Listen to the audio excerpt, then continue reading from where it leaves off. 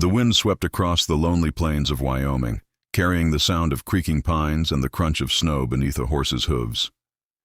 Cowboy Luke Tanner rode slowly, his hat pulled low, his coat heavy with frost. He had been riding for hours, looking for shelter before the storm turned wild. The sky was gray, the kind of gray that swallowed everything. Then faintly, he heard something. It was not the cry of an animal or the moan of the wind. It was a child's voice.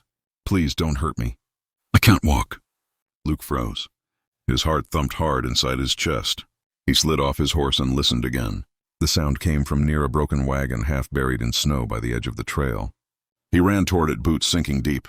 The wagon was tipped sideways, one wheel cracked clean off. Blankets and old supplies were scattered everywhere. When he pulled a torn blanket aside, he found her. A little girl, no more than 7 years old. She was pale, her lips trembling, her small body shivering in the cold. Her legs were twisted beneath her awkwardly, and her blue eyes were filled with fear. "Hey there," Luke said softly, crouching down so he wouldn't scare her. "It's all right, sweetheart. I ain't gonna hurt you." The girl shrank back. "My mama went to get help," she whispered. "She said she'd be back soon." Luke looked around. The snow had covered any trace of footprints. Judging by how cold the wagon was, her mother had been gone a long time. He felt a hollow ache deep inside. No one could survive a night out there. He took off his coat and wrapped it gently around the child. "You're safe now," he said. "I'm going to take you someplace warm." She didn't answer.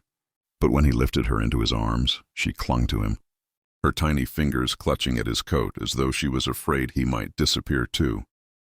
Luke brought her back to his small ranch, a lonely cabin surrounded by pines and open land. He laid her by the fire, fed the flames until the warmth filled the room, and cooked a pot of stew. The girl didn't speak for a long time. She just watched the fire flicker. When Luke handed her the bowl, she hesitated before taking a small bite. Then another. Her eyes filled with tears, but she kept eating. "What's your name, sweetheart?" he asked. "Lila," she said quietly. "That's a pretty name." "I'm Luke Tanner." She stared at him for a moment, then asked in a whisper, "Are you a bad man?" Luke blinked, taken aback. "No, missy," he said softly. "Not a bad one. I promise." "Most men are," she murmured, eyes falling to the floor. Luke didn't ask her more that night. Whatever this little one had seen, it was more than any child should. He gave her his bed and slept in a chair by the fire to make sure she didn't wake up alone. When morning came, the snow was still falling. Luke saddled his horse and searched for miles, calling out, hoping to find any sign of Lila's mother. But there was nothing. The land was silent. Only snow, wind, and emptiness. When he returned that evening, Lila was sitting by the fire with his old blanket wrapped around her. She looked up when he came in. "You didn't find her, did you?" she asked quietly. Luke shook his head. "No, sweetheart, but you don't have to worry. I'll take care of you." Tears welled in her eyes. "Mama said no one would ever want me because I can't walk right." Luke knelt beside her and took her small hand. "Your mama was wrong about that," he said gently. "You're wanted right here." From that day on, Luke made it his purpose to give Lila a home. He built her a small bed from pine wood and carved a little wooden horse for her. She laughed when he showed it to her, a sound that filled the quiet cabin with light. Each morning she sat by the window while Luke worked outside. She'd wave as he fed the horses, her smile brighter each day. She began to talk more, sometimes even sing softly to herself. One afternoon, Luke found her trying to stand on her own. Her legs shook beneath her and she clung to the chair for balance. "What are you doing, little lady?" he asked. "I'm trying to walk," she said, her voice trembling but proud. "You said you fix things." "I want to fix me too." Luke's throat tightened. He walked over and steadied her hands.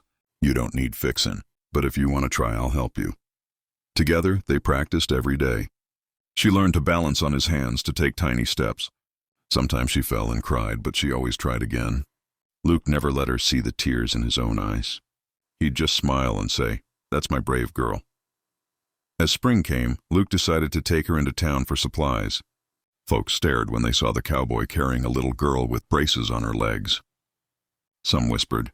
One woman even asked, "Whose child is that, Luke?" He just said, "She's mine to care for." People didn't know what to make of that. Rumors spread, but Luke didn't care. He only cared about the way Lila's eyes lit up when she saw the horses and the candy store window. That night, as they rode back, Lila asked, "Why do people look at me like that?" "Because they don't see what I see," he said. "What do you see?" He smiled. A fighter. Months passed. The two of them became inseparable.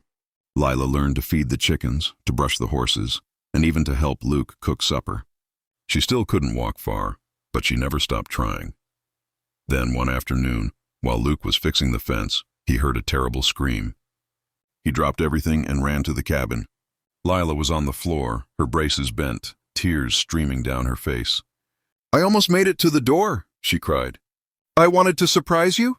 Luke picked her up and held her tight. "Don't you cry, sweetheart. You did good. You tried." "I fell," she sobbed. "And you'll get up again," he said softly. That night he stayed up by lamplight, carving new braces for her, stronger, lighter, made from oak and leather. When he showed them to her in the morning, her eyes shone with pride. By summer she could walk a few steps on her own. Every day she practiced from the porch to the barn, with Dusty the horse watching patiently nearby. Luke cheered her on, clapping his hands every time she made it a little farther. One golden morning, while Luke was cleaning his saddle, he heard her voice call out, bright and excited. "Luke, look!" He turned and his heart stopped. Lila was walking, no braces, no stick, nothing but her own strength. Step after step, her little feet pressed into the soft dirt. He ran to her and lifted her high into the air, laughing and crying all at once. "You did it!" She threw her arms around his neck. "You fixed me!" Luke hugged her close, whispering, "No, sweetheart. You fixed yourself." Word spread through town about the cowboy and the little girl who learned to walk again. Folks stopped whispering. They started smiling, waving, even bringing gifts. But Luke didn't care for praise. He only cared that Lila was happy. One crisp evening, as the leaves began to turn gold, a knock came on the door. A woman stood there, her clothes torn, her face pale with exhaustion. Is there a girl here named Lila?" she asked, voice trembling. Luke's heart froze. "Who's asking?" "I'm her mother," the woman whispered. "I've been looking for her since the storm." Lila came to the doorway, her eyes wide. "Mama!" The woman fell to her knees, sobbing. "I thought I'd lost you, baby. I never stopped searching." Luke stepped back, letting them hold each other. Tears filled his eyes as he watched them.